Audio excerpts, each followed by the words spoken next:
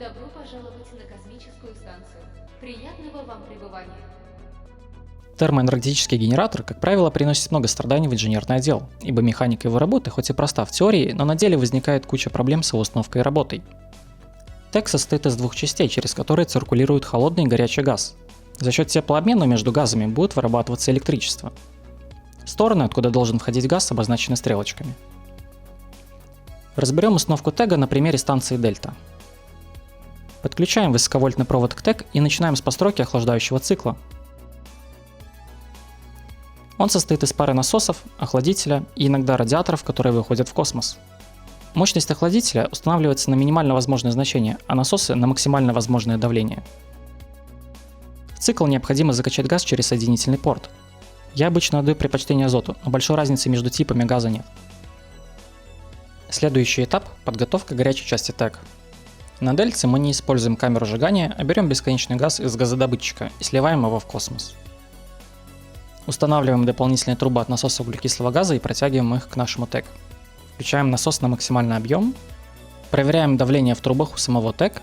Если оно поднимается, значит газ успешно закачивается. Включаем впуск и выпуск газа. Устанавливаем выпуск на максимальное, а впуск на 400 кпа. Это значение я нахожу оптимальным. Вы смотрите по ситуации, но никогда не устанавливайте спуск на максимальное значение, иначе вы будете сливать газ впустую. Если все настроено правильно, ТЭГ начнет вырабатывать энергию и начнет заряжать станцию. Значение выработки будет постепенно падать, потому что все смеси на станции будут заряжаться. На консоли питания вы можете проверить, хватает ли выработки для станции. Для этого посмотрите значение потребления батарей, оно должно будет опуститься до белого значения.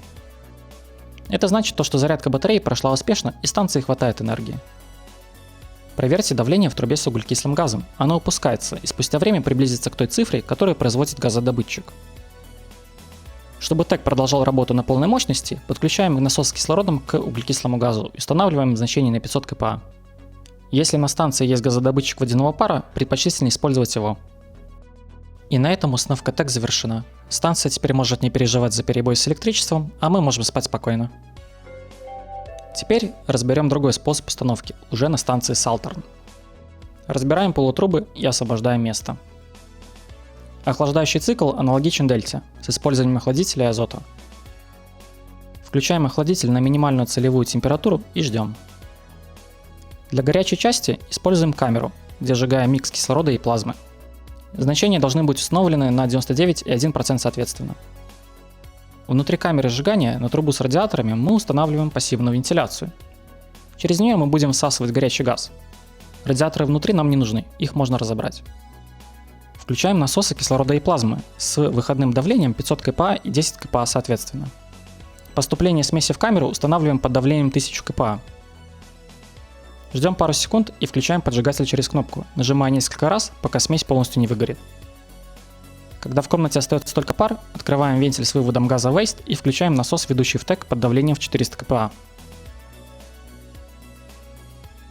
Проверяем ТЭГ. Если холодный цикл начал нагреваться, то необходимо установить второй охладитель.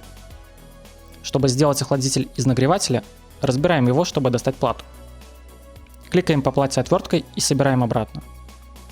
Таким образом, очень просто можно сделать второй охладитель из нагревателя.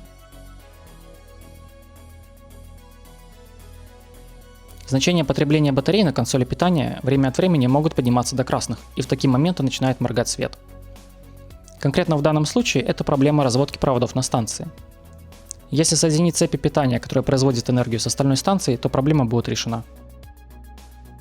По итогу свет на станции полностью стабилен. Информация в этом руководстве в той или иной степени применима ко многим станциям. Смотрите всегда по ситуации, мыслите креативно и экспериментируйте. На этом все.